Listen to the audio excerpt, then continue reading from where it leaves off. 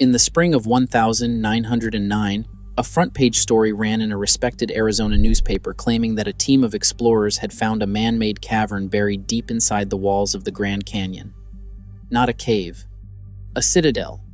Miles of tunnels carved into solid rock, sealed chambers, copper weapons, statues that didn't belong on this continent, and rows upon rows of mummies, some of them, according to the men who said they were there, far too large to be human. The story named the institution that funded the dig. It named the lead archaeologist. And then, almost overnight, the whole thing vanished. The institution said the men never existed. The records were never found. The section of the canyon where it supposedly happened was quietly closed to the public, and it remains closed to this day. For over 100 years, this was written off as a hoax, a slow news day stunt cooked up to sell papers. But here's the thing, the people doing the writing off were never able to explain why that area is still off limits, why the canyon is covered in landmarks named after Egyptian and Hindu gods, or why the same description of giant bodies keeps surfacing in places thousands of miles apart that had no way of talking to each other.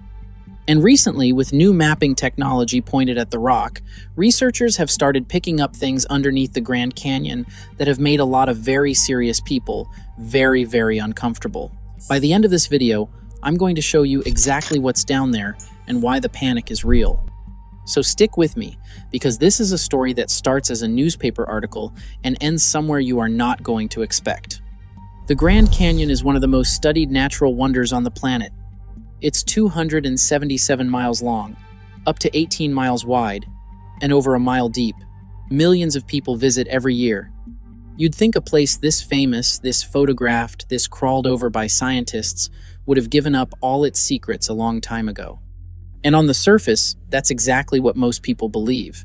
But the Grand Canyon has a habit of not being what it seems, and the first clue is something hiding in plain sight on the official map. Scattered across the canyon are dozens of rock formations, towering buttes and pinnacles that early surveyors named in the late 1800s. And the names are strange. There's Isis Temple, the Tower of Ra, the Tower of Set, Osiris Temple, Horus Temple. There's a Cheops Pyramid, named after the same pharaoh who built the Great Pyramid of Giza, and it doesn't stop with Egypt. There's Shiva Temple, Vishnu Temple, Brahma Temple, Buddha Temple, Buddha Cloister, Confucius Temple, Manu Temple. An entire region of the canyon is essentially a museum of ancient gods from civilizations that supposedly never touched North America. Now, the official explanation is that a surveyor named Clarence Dutton, working in the 1880s, simply had a taste for mythology and thought the formations looked majestic, so he reached for grand-sounding names. And maybe that's all it is. But it's a strange coincidence that the man naming rocks after Egyptian and Asian deities was working in the exact same canyon where, 20 years later, a newspaper would claim a literal Egyptian-Tibetan tomb had been discovered. Hold that thought, because it matters. And there's a deeper layer here that has nothing to do with surveyors at all, because the people who lived at the Grand Canyon long before any explorer arrived have their own story about what lies beneath it, and it's all about the underground. The Hopi, whose ancestral lands surround the canyon, hold an origin tradition in which their people did not come from across the land or the sea. They emerged from below.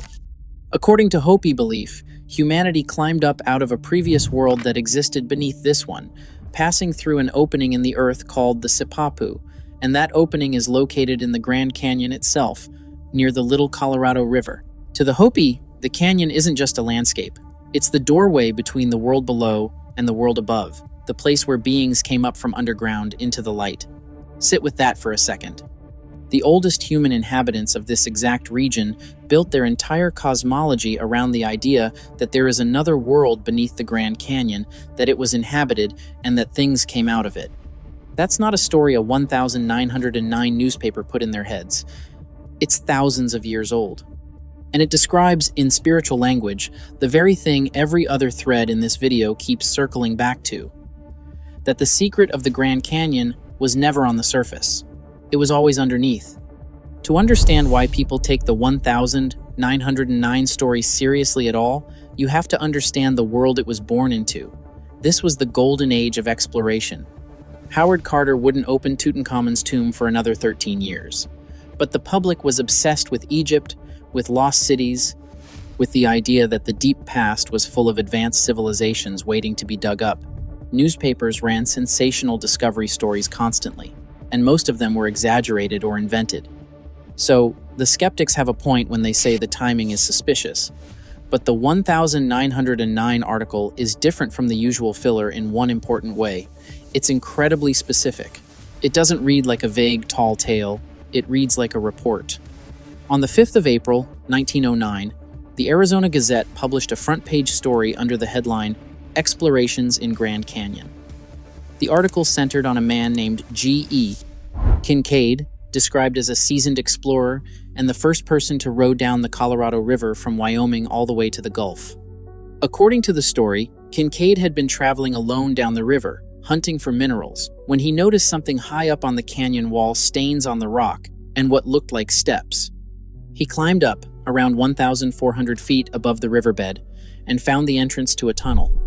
And what he described inside that tunnel is the part nobody has ever been able to fully explain away. Kincaid claimed the main passage ran back into the rock for nearly a mile, with hundreds of smaller chambers branching off it like rooms off a hallway. The tunnels, he said, were clearly cut by tools too straight, too deliberate to be natural. In the chambers, he described copper instruments hardened to an edge that we supposedly can't replicate today, tablets covered in hieroglyphics, urns, granaries still holding seeds, and statues. One large statue, he said, sat cross-legged holding a lotus flower in each hand, a pose and an object straight out of Eastern religious art, sitting in a cave under the Arizona desert. There was a room he called the crypt, and in the crypt were the mummies. They were laid out in tiers, he said, each one resting on a shelf carved into the wall, every single one of them an adult male. There were no women, no children. And here is the line that changed everything. He described the bodies as tall, unusually tall, wrapped in a dark bark-like material with faces that didn't look quite right. And it's worth slowing down here, because the level of detail in Kincaid's account is the thing that separates it from a lazy hoax. He didn't just say, "I found a cave with some old stuff." He described a layout, a main hall with a fireplace and what looked like a ventilation system, so the air didn't go stale. A room he called the shrine, with an idol seated cross-legged, holding the lotus in each hand, surrounded by smaller carved figures, some of them serene, some of them grotesque. He described tablets of hieroglyphics, but he noted something odd about them, that the symbols resembled Egyptian writing and yet weren't quite Egyptian, mixed with characters he couldn't place at all. He talked about a yellow-gray metal that he couldn't identify, copper tools tempered to a hardness our own metallurgists supposedly struggle to reproduce, and a separate chamber he believed was a crematory, with evidence the people who lived there had burned their dead. There was a strict order to the place. The granaries on one level, the living quarters on another, the dead sealed away in the crypt above the river so nothing could reach them. This is not how invented stories usually read. Invented stories are vague, because vagueness is safe. Kincaid's account is the opposite. It's so specific that it's either an elaborate, deliberate fabrication, or it's the field notes of a man describing something he genuinely walked through. And those are two very different things. The article said the expedition was being carried out under the direction of the Smithsonian Institution, led by a Professor S.A. Jordan, and that the work was ongoing. It promised more discoveries to come. It even declared that the find would prove the race that lived in this cavern, scattered over the earth, was of Oriental origin, possibly from Egypt. And then, after that explosive promise, the trail goes cold. There was no follow-up of any substance, no grand reveal, no museum exhibit. The single most important archaeological discovery in American history, announced on a front page, simply evaporated. Now I know what you're thinking. Because it's the obvious objection, if this were real, we'd all know about it. There would be tours. There would be documentaries with budgets 1,000 times bigger than this one. And you're right to think that. But here's the thing. The reason you've never seen it might be the most interesting part of the whole story, and I'll get to that. Because before we talk about the cover-up, you need to understand that the Grand Canyon story doesn't stand alone. It's one node in a pattern, and the pattern stretches across the entire continent and beyond. Travel a few hundred miles northwest from the Grand Canyon, and you reach Nevada and the territory of the Paiute people. For generations, the Paiute told of a race they called the Citadel, red-haired giants who lived in the region when the Paiute first arrived. These weren't gentle neighbors. The legends say they were cannibals who hunted and ate people, and that the various tribes of the area had to put aside their differences and band together to fight them. According to the story, the surviving giants were finally cornered in a cave. The tribes piled brush at the entrance and set it on fire, shooting any giant that tried to escape with arrows, and the rest died inside. That cave has a name. Today it's called Lovelock Cave. And here's what's not a legend. When guano miners and later archaeologists excavated Lovelock Cave in the early 1900s, they pulled out human remains, sandals nearly 15 inches long, and according to multiple accounts, skulls and bones that were significantly larger than they should be. The same red hair, the same caves, the same story of a tall, dangerous race driven underground. And the Paiute had no way of reading a 1909 Arizona newspaper, let alone the folklore of a canyon hundreds of miles south. Now push the pattern further east, into the Ohio and Mississippi River valleys, the land of the mound builders. Across the 1800s, as settlers cleared land and dug into the ancient earthen mounds left behind by the Adena and Hopewell cultures, they reported finding skeletons, and not ordinary ones. Newspaper after newspaper, county history after county history recorded the same thing. Skeletons measuring 7 feet, 8 feet, sometimes more, often with double rows of teeth, oversized jaws, and skulls so large a man could fit one over his own head like a helmet. Some of these reports came from credible people, doctors, judges, scientists of the era. And the truly strange detail is who collected many of these reports. The Smithsonian's own Bureau of Ethnology, in its official annual reports, documented the excavation of unusually large skeletons from these mounds. The same institution that, a few decades later, would say it had never heard of any giants or any cave in the Grand Canyon, had its own field agents writing down the discovery of giant bones in the Midwest.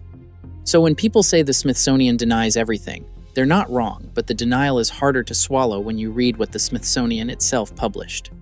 And it isn't just America. The descriptions match across cultures that never met.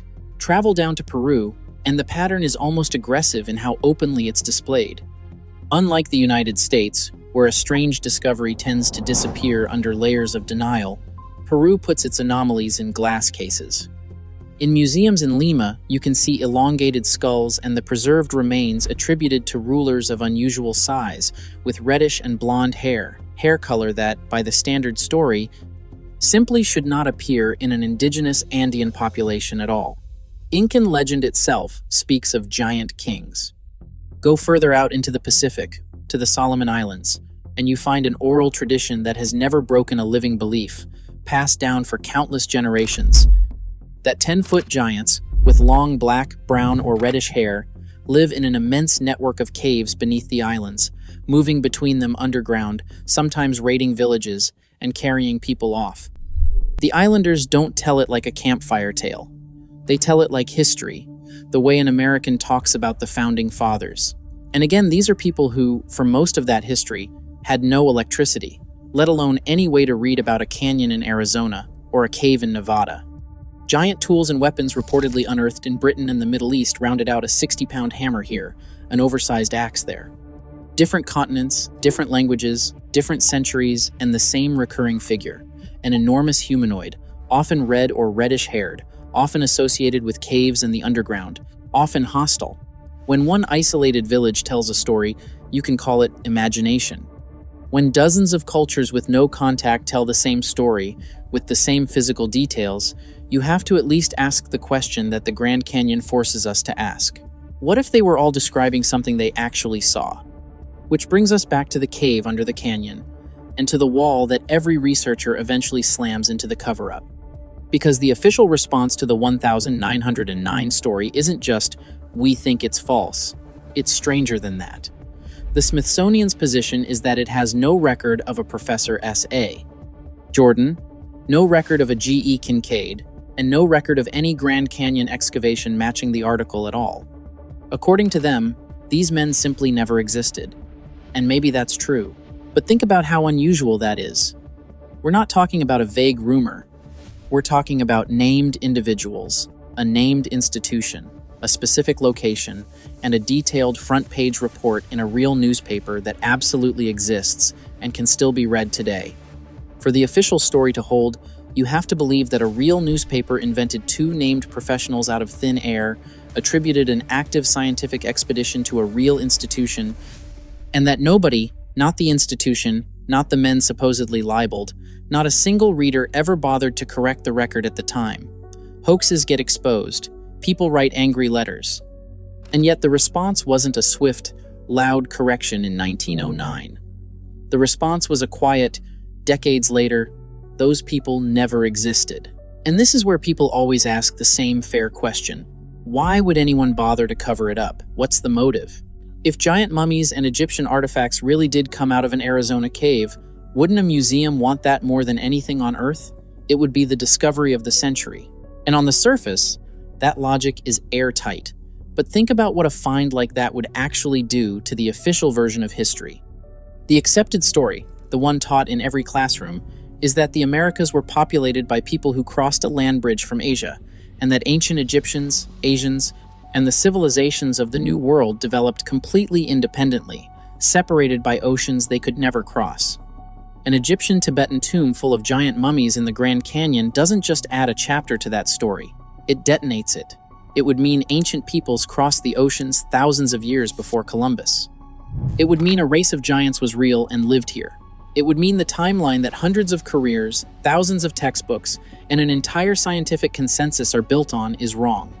Institutions are not in the business of detonating themselves. That's not a wild conspiracy claim, it's just how human organizations behave. They protect the framework that gives them authority. The argument the researchers make isn't that a few villains are hiding bones in a basement, cackling. It's quieter and more believable than that. That a discovery this disruptive gets quietly set aside, labeled a hoax, filed under myth, and starved of attention until everyone moves on, not through a grand evil plot, but through 1,000 small decisions by people who simply could not afford for it to be true. And whether or not you buy that for the Grand Canyon, you've watched institutions do exactly that with inconvenient truths before. And then there's the part that the skeptics genuinely cannot explain. The detail that keeps this story alive no matter how many times it's debunked. The region of the Grand Canyon that lines up with the descriptions the area thick with those Egyptian and Hindu place names, near Isis Temple and the Tower of Set, sits inside a part of the canyon that the public is not allowed to enter. It's restricted. No hiking, no permits, no access. Park officials cite safety and preservation, and those are legitimate reasons that apply in many places. But to the people who've followed this story for a century, the geography is too neat. The one stretch of canyon where a man claimed to find a tunnel full of giant mummies is the one stretch you are forbidden to walk into and check. Whether that's coincidence or not, I'll let you decide. But you can see why the legend won't die. Now, before I move on, and I do want to remind you to subscribe to the channel and hit that like button, because stories like this get buried, and your support is the only reason they surface. There's one more pillar holding this whole thing up, and it's the oldest written record we have. Because long before any newspaper, long before any surveyor naming rocks, the idea of a race of giants walking the earth was already written down in the most widely read book in human history. The Bible doesn't treat giants as a metaphor, it treats them as a fact of the ancient world. In the book of Genesis, chapter 6, before the Great Flood, it describes the Nephilim beings of enormous size and strength, the offspring of a union between the sons of God and the daughters of men. The text says they were on the earth in those days, and also afterward, meaning they survived the flood or returned after it. These were the first giants, named as a distinct kind of being, not as exceptionally large men. And the Bible comes back to them again and again. The most famous, of course, is Goliath, described in 1 Samuel as a champion whose height was 6 cubits and a span, which works out to around 9 feet 9 inches. And the Bible doesn't just give you his height, it makes you feel his size through the weight of what he carried. His coat of scale armor weighed about 150 pounds. Stop and picture that. That's like strapping a full-grown adult human to your chest and then walking into battle as if it were nothing. His bronze helmet was essentially a metal bucket weighing around 30 pounds, sitting on his head. The iron tip of his spear alone weighed another 15. On a shaft, the text compares to a weaver's beam, a massive wooden rod, and he didn't lumber under all that. He strode out, day after day, taunting an entire army, completely unbothered by a load that would flatten a normal man into the dirt. The writers of 1 Samuel weren't being poetic. They were keeping an inventory, item by item, weight by weight, the way you document something you needed people in the future to believe. And when David finally killed him, he cut off Goliath's head with Goliath's own sword, a blade that, scaled to a man nearly 10 feet tall, would have been a slab of metal most people couldn't even lift, let alone swing. And what most people forget is that Goliath wasn't unique. The book of 2 Samuel describes his brother's multiple giants, one with 6 fingers on each hand and 6 toes on each foot, all of them from the same city, all of them fighting against Israel. There was a king named Og, whose iron bed, the text bothers to record, was over 13 feet long. The Bible isn't whispering about giants, it's keeping a list. And here's why that matters for the Grand Canyon. The Bible is not only a spiritual book, archaeologists have repeatedly used it as a literal field guide, digging at locations it names and finding the cities, the layers of destruction, the artifacts it describes. It has been accurate enough, often enough, that you cannot simply wave away its claims as fantasy without being inconsistent. And if the oldest historical record we have insists that a race of giants once existed and was scattered across the earth, and folklore from Nevada to the Solomon Islands insists the same thing, and the Smithsonian's own field reports describe giant skeletons in American mounds, then a tunnel of oversized mummies under the Grand Canyon stops sounding like a hoax and starts sounding like the missing piece. The Nephilim were said to be scattered across the world. What if some of them ended up here, and what Kincaid found in 1909 was their tomb? So I've shown you the article. I've shown you the matching legends across 3 continents.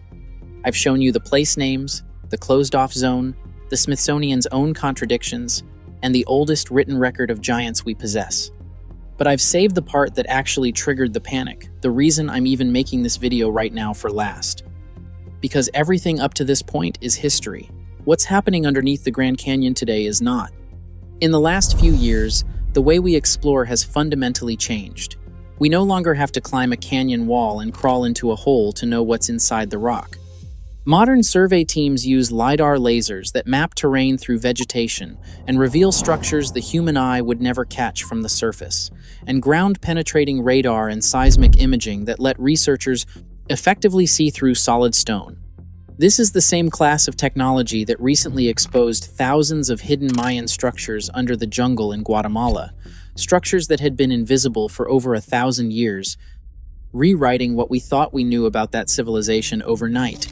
And when you point tools that powerful at a landscape, the ground stops being able to keep its secrets. And this is where the story stops being comfortable. Because what these scanning methods have begun to reveal, in canyon systems and beneath desert plateaus across the American Southwest, is that the rock is not as solid as we assumed. Beneath the visible canyon lies an enormous, interconnected network of caverns. Natural limestone systems, yes, but vast ones. Large enough to swallow entire structures, large enough that we have explored only a tiny fraction of them. The Grand Canyon region sits over one of the largest cave systems on the continent, and the overwhelming majority of it has never had a human being inside it. We have mapped the surface of Mars in greater detail than we have mapped the inside of our own canyon walls, and it's worth understanding just how blind we still are down there. The cave systems beneath the Colorado Plateau aren't simple holes. They're 3-dimensional labyrinths, layered over each other, some of them flooded, some of them sealed off by collapses that happened thousands of years ago, many of them never touched by a beam of light. Cavers and geologists who work the region will tell you flatly that we have cataloged only a sliver of what's there, and that new chambers turn up every time someone looks harder. When survey teams have run radar and resistivity scans across sections of the plateau, the readouts have come back showing voids where the models said there should be solid rock cavities large enough to hold rooms, corridors, things with shape. Now, a void is just a void. An empty cavern is not proof of a citadel, and I want to be fair about that, but it removes the single biggest objection skeptics ever had. For 100 years, the easy dismissal was, there's no way a structure like that could be hidden inside a canyon wall. That objection is now dead. The walls are hollow in places we never expected, in exactly the kind of terrain Kincaid described, and we have barely begun to look. So, when a man in 1909 said he climbed 1,400 feet up and found the mouth of a tunnel that ran a mile back into the rock, the one thing modern technology has confirmed beyond any doubt is that the space for it is absolutely there. The voids exist. The tunnels exist. The question was never whether the Grand Canyon could hide a citadel. The question is, what's inside the parts we still can't reach? And now think back to the very beginning of this video, to the Hopi and their Sipapu, the opening in the Grand Canyon, through which, they say, beings climbed up out of a world below. For most of modern history, we filed that under mythology, a beautiful story with no physical referent, but lay it over what the scans are now showing, and the myth and the data start describing the same object. A vast, hidden, inhabited world beneath the canyon, with openings to the surface. The Hopi never claimed it was empty. They claimed things came out of it.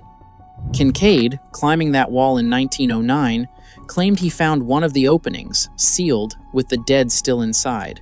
And the radar, 100 years later, is quietly confirming that the space they were both pointing at is genuinely down there, hollow and waiting.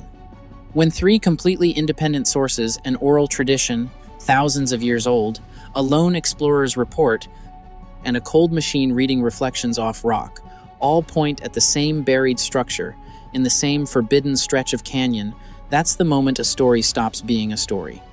That convergence is exactly why the people working on this can't let it go, and why every new scan that comes back showing another void in that wall makes the room go quiet.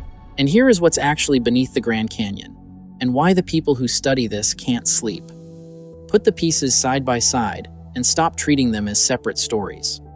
The surveyor who covered the canyon in the names of Egyptian and Eastern gods, decades before anyone found an Egyptian-Tibetan cave there. The 1909 expedition, with its mile-long tunnel, its lotus-holding statue, its crypt of oversized male mummies, the Paiute giants in their burning cave to the northwest, the 7- and 8-foot skeletons pulled from the mounds to the east, recorded by the Smithsonian's own agents. The same description, tall, reddish-haired, cave-dwelling, hostile, echoing back from the Solomon Islands in Peru and the pages of Genesis.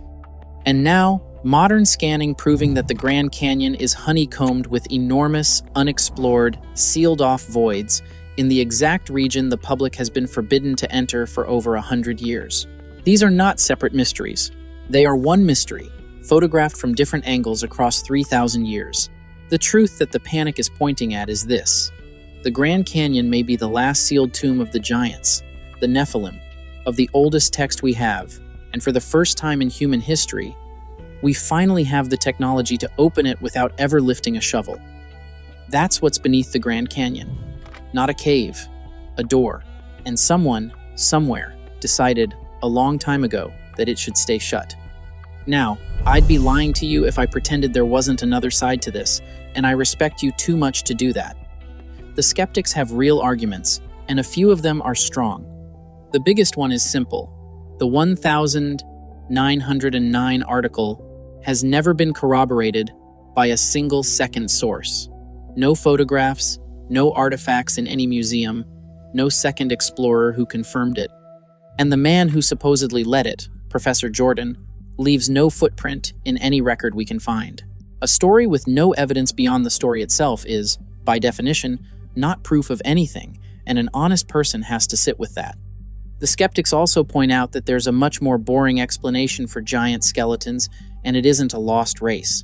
It's a medical condition called gigantism, pituitary gigantism, where the body produces too much growth hormone and a person simply doesn't stop growing. It's rare, but it's real, and history is full of documented cases. Robert Wadlow, an American who lived in the 20th century, reached 8 feet 11 inches and was still growing when he died. The tallest living man today, Sultan Kosin of Turkey, stands 8'2", with hands and feet so large he holds world records for them. Picture meeting a man that size in a dim cave or a deep forest, centuries ago, with no medical knowledge to explain him. You wouldn't reach for rare endocrine disorder, you'd reach for giant. A handful of these individuals across history, their oversized bones found and reburied in legend, could plausibly seed every giant story on Earth without a single Nephilim ever existing. And then there's the uncomfortable history of fraud, because the giant business has always attracted con men. The most famous is the Cardiff Giant, a 10-foot petrified man dug up on a farm in New York in 1869 that drew enormous crowds and even got referenced in serious discussions of a lost American race. It was a complete fake, a block of gypsum carved and chemically aged by a man named George Hull, who built it specifically to prove how easily people could be fooled, especially over claims about giants in the Bible. He spent a small fortune, buried it, discovered it a year later, and watched the entire country fall for it. And in our own time, the internet is flooded with photoshopped images of archaeologists standing next to enormous skeletons, many of them originally created for digital art contests, never meant to deceive anyone, then ripped out of context and passed around as real. So when a skeptic says, "Show me, don't tell me," they have a century of hoaxes backing them up, and they're right to be cautious. But notice something. Every one of those skeptical explanations handles a piece of the puzzle. Gigantism explains a single tall skeleton. The Cardiff Giant explains one fraud. A slow news day explains one newspaper article. What none of them explain is the pattern, the convergence of independent cultures, official records, ancient texts, and now physical scanning data, all pointing at the same kind of being in the same kinds of places. You can debunk any single thread. It's the rope they can't cut.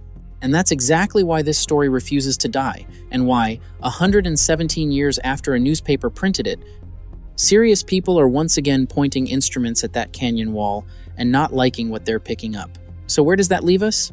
With a closed-off section of the most famous canyon on Earth, with a network of caverns beneath it that we've barely begun to map, with a written record of giants going back to the dawn of writing, and field reports of giant bones, the official institutions would rather forget they filed. And with the unsettling realization that the only thing standing between us and the truth is the few hundred feet of rock we haven't scanned yet, and whatever decision is keeping that zone sealed. Maybe it's all a coincidence stacked on a hoax, stacked on a misunderstanding. Or maybe Kincaid really did climb that wall in 1909, really did find that tunnel, and we've spent a century pretending he didn't because the alternative is too big to put on a museum placard. Either way, the rock is finally giving up its secrets, whether anyone is ready or not. And the deeper they scan, the more it looks like the giants were never a story at all. Even after everything I've laid out for you tonight, I can't shake the feeling that we've only scratched the surface, and that whatever is waiting beneath the Grand Canyon has been waiting a very, very long time to be found.